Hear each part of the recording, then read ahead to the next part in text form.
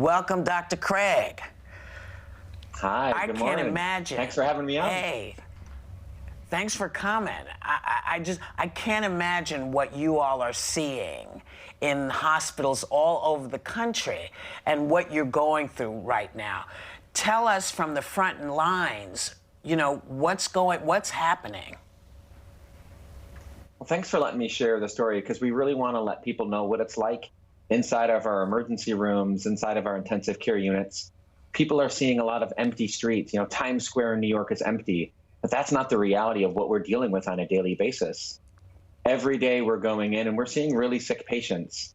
It's hard because we're being forced to do things that a lot of us haven't had to do before. But at the same time, the pandemic has been in New York City now for almost a month, and we're starting to see some bright hope in that some patients are starting to get discharged from the hospital, people who have already been on mechanical ventilators or admitted and really sick. We're seeing a lot of them, thankfully, going home. At the same time, we're still seeing on a daily basis more really sick people coming in, needing help with breathing, needing oxygen, needing to go on mechanical ventilators. So I will say I've never had greater team solidarity with my colleagues at the hospital. It's physically exhausting, it's mentally exhausting, but it's something that we all love to do, and we're going to keep doing it every day as long as we need to. Thank you. We're so happy that you're doing this, and we thank you for your service right now. Back in 2014, you were the first person in a metropolitan area to contract Ebola. Now, and you were getting back from helping sick patients in West Africa. But you've said that COVID-19 worries you more than Ebola. Why? You know, in 2014, I was working in West Africa, and I was so concerned about what I was seeing. We would talk to patients in the morning, go home for lunch, and come back, and some of those people would be dead. It was devastating. There wasn't a great response internationally. We were slow to respond, and because of that, unfortunately, more people that I worked with or patients that I saw died. My concern right now with COVID is that we didn't take it seriously early enough. We were warned by China and we didn't react. We were warned by Italy and we didn't really prepare. In fact, we've known since West Africa that we need to be prepared. We need to build these pandemic response systems. And we just haven't been funding it here in the United States the way that we should have. And we're seeing the complications and the consequences of that right now. I'm also afraid that people aren't taking it serious, even as it starts to spread across the rest of the country. If there's one message that I can share, it's that this is really real and it can take anyone down, young or old, no matter where you are, whether you're a Democrat or Republican, it doesn't care. The only bipartisan thing right now in the country, it seems like, is our susceptibility to getting infected with coronavirus. Dr. Craig, thank you again for joining us. At a press conference over the weekend, President Trump said this: we have some healthcare workers, some hospitals hoarding equipment, including ventilators. He also told reporters they should look into the disappearance of masks from New York hospitals. Do you have any idea what he is talking about? Have you seen any of this? Quite honestly, the only thing that I've seen is all of my colleagues, not only at my hospital, but all around the city, just stepping up, working extra shifts, doing whatever they can to provide the best patient care.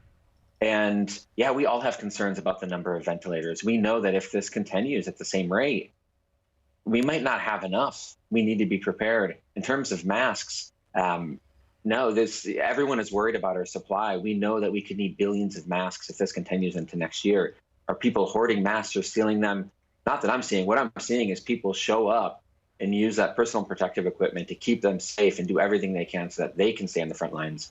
We know that healthcare workers are much more susceptible to this virus. Up to 8% of all the infections we were seeing in Italy were among healthcare workers. We're seeing the same in Spain.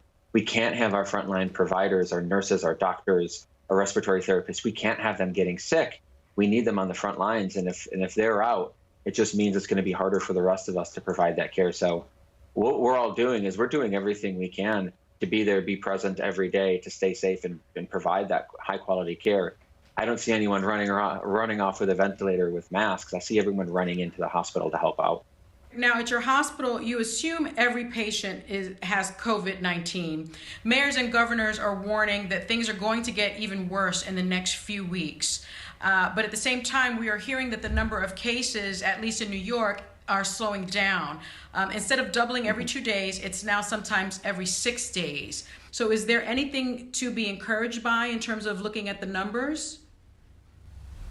Yeah, that's a great question. And I know it's maybe confusing for a lot of people because you hear things are getting worse, but at the same time, you hear things are getting better. Look, what we're doing right now is try to prevent the worst case scenario. And we know that this decision to socially distance, to really get people off the streets in New York, is not stopping cases. People are still getting sick, but it's slowing down the rate or the speed at which people are getting sick. That means that instead of cases doubling every 2 days, they might double every 3 or 4 days. That doesn't mean cases are going away. We still have a lot more cases that are going to come in. Hospitals are now starting to get filled up. So this is when we might see some of the consequences of that. But again, this is really just kind of a warning to everybody else. Social distancing is key. Physical distancing is key. The only way that we can slow the spread is by not giving the virus a chance to infect others. We know that the virus cannot infect you if the virus does not meet you. So even if you're hearing some reassuring numbers out of New York that the rate is slowing, it doesn't mean that the number of people that are still coming into emergency rooms isn't really high. It doesn't mean that there's not a lot of stress on our system. There certainly is. And everyone else needs to remember that and be prepared.